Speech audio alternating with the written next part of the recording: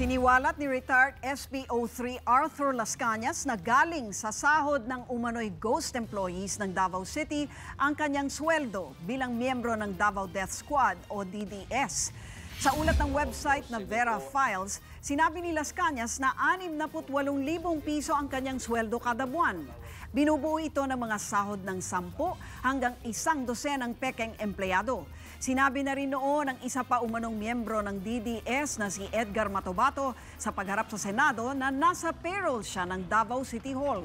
Kinwestiyon na rin ng Commission on Audit o COA noong 2015 si Pangulong Duterte na nooy mayor ng lungsod dahil sa halos 708 million pesos na binayad ng City Hall sa contractual workers. So ang nilagay ko doon is, sa pagkaalala ko lang, is siguro mga 2 o 3 tao na totoo.